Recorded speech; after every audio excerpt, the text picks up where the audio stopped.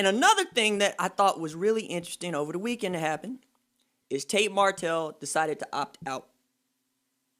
Now, in Tate Martell choosing to opt out, we continue the saga of Tate Martell, for which I brought this to you, Ron, last hold night. On. I was about to say, can you tell me, regale me again the story of Tate Martell? So, I first come across Tate Martell at Bishop Gorman High School, which is also the high school where DeMarco Murray went to school. Okay, it's in Vegas. It's well-to-do. Tate Martell was the number one dual-threat quarterback in the country in that 2017 class. Tate Martell was a 5-star quarterback.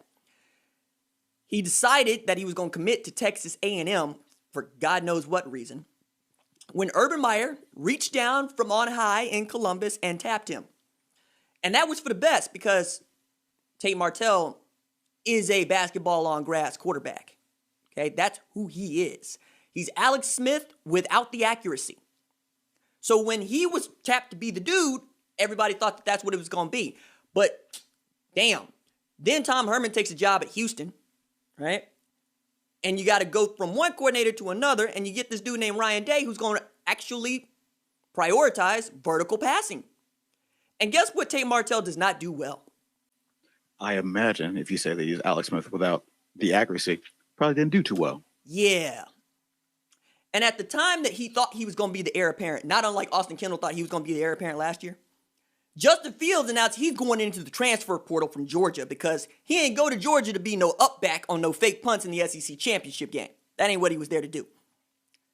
So Ryan Day says, come on down. To which the question immediately gets asked of one Tate Martell, are you going to transfer? To which, I kid you not, Tate Martell says that January, no, I'm not going anywhere.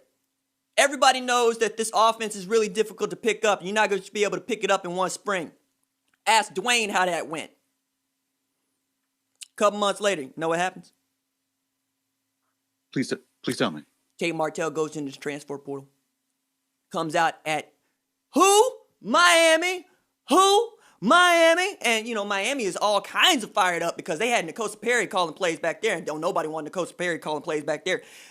And the thought is Tate Martell comes in, he wins the job away from one N'Kosa Perry, and the U is back to 2002. But in another twist of fate, damn it, not only does Tate Martell not win the job, they moved his white boy to wide receiver, slot wide receiver. Said, get your Welsh Welker on. They turned him into Wayne Corbett? You like that joke because that joke goes way back. I don't think that the people listening know who Wayne Corbett is. Do you? They don't know who the flashlight is? Damn. Okay, so like... No, I'm an old man. I'll copy that. We need an aside. You need to let the people know who Wayne Corbett is. Wayne Corbett was a all-star receiver for the Jets. Or I say, oh, bro. I won't say he's the original white boy who's wild in the slot, but he's the first one I remember. Man, who is the first white boy who was wild in the slot? Tim Beck? Oh, I'm sure there's even older heads who'd be like, well, back in the 70s on the Raiders there. Fred McBlitnikoff was the greatest of all time. No, we good. Tate Martell was supposed to be Julian Edelman down there in Miami. Tate Martell turned out to be not Julian Edelman in the slot because, shocker, my man was a quarterback. And he was a very specific kind of quarterback. He was a power spread to the right. We're going to run quarterback power this way. We're going to play blackjack. We're going to run Texas spread without Vince Young actually throwing the passes, right?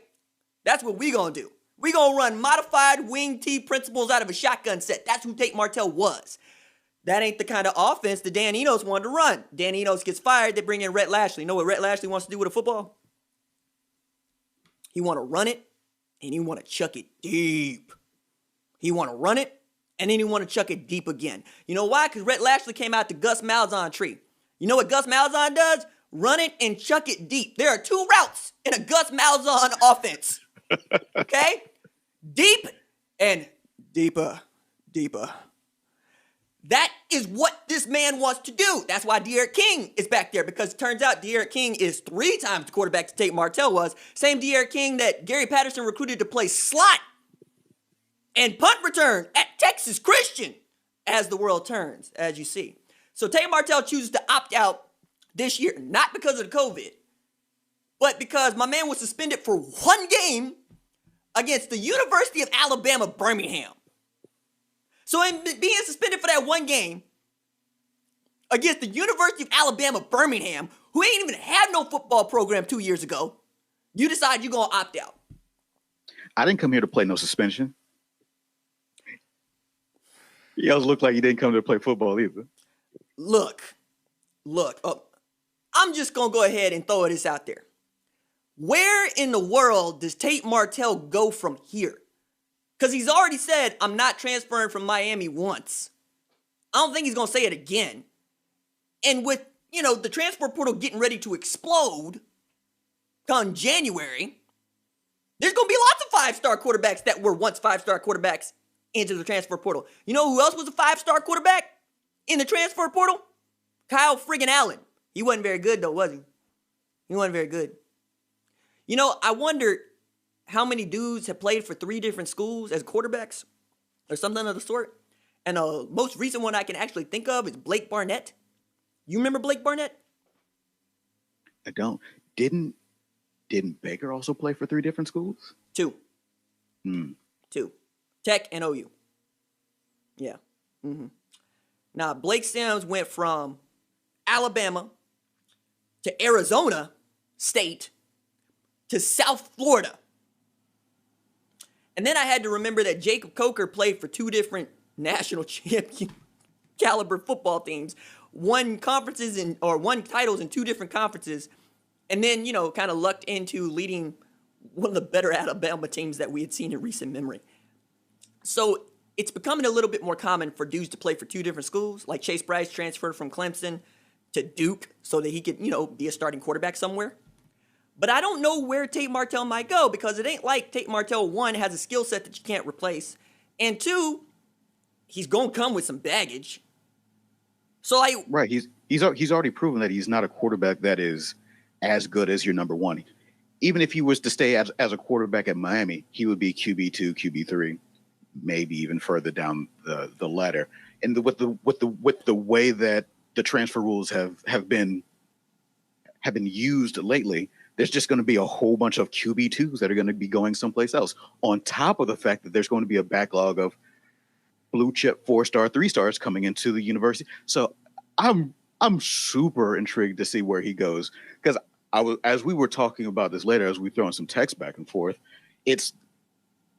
I wanted to politic for Tate Martell in the sense that he's doing something that people with money do. Like there's nothing at risk for Tate Martell. If the clock runs out on him, he gets to go home and fall on his bed of money, right? He gets to continue to live as well as he ever has. So he's just kind of waiting out all these other people to get a shot to possibly profit off of this. I don't know. He's hoarding time like it's an investment. That, wait a second, now it's going to pay off. I don't know if it will. As I've sat on that point for the day, he we're going to remember Tate Martell from the dude that just goes from school to school to school. And if it's not until somebody that's probably going to expel him that he becomes untouchable, and then we'll only remember him as, you remember that fun recruiting story with Tate Martell and how he played for 5 different teams? Well, I mean, as recruiting stories go, right, this is no longer a recruiting story. This is a college football story. Like, Jamar Chase wanted to commit to Florida. Then his dad was like, you look at the depth chart over there? Oh, okay. Wanted to commit to Texas Christian and was this close to doing it when he got circumvented from doing it on television because somebody else's interview ran long and he left the TCU gloves in the box.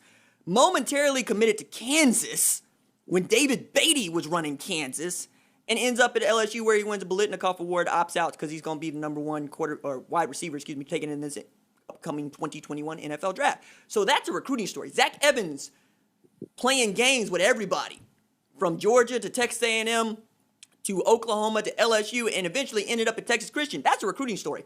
Tate Martell's just college football now. He signed with Ohio State first. And in this way, Ohio State dodged a bullet and landed a Justin Fields. What? Like they had a Heisman caliber quarterback in Dwayne Haskins and they go straight to another Heisman caliber quarterback in Justin Fields when they could have been stuck with Tate Martell. Say nothing of Gunnar Hoke was there like last year, and now they get to pick between Jack Miller and CJ Stroud, two dudes that I think are absolutely going to be great quarterbacks, but one of them's going to be transferring after the end of next year because somebody want to play. I'm here for the Tate Martell rich boy experience, just so I can laugh at it. But yeah, Ohio State, that's your man's. Forever, that's your man's. That's your man's. Y'all sign him. Have fun with that.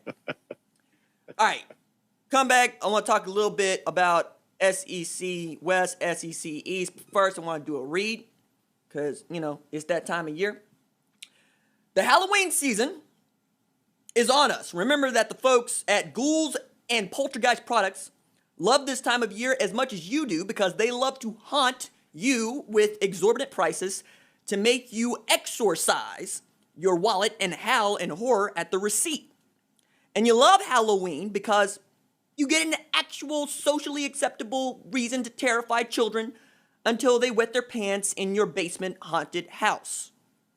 This year, make your family happy and horrible with Ghouls and Poltergeist Products. These aren't your run-of-the-mill craft kits and googly eyes and candy corn.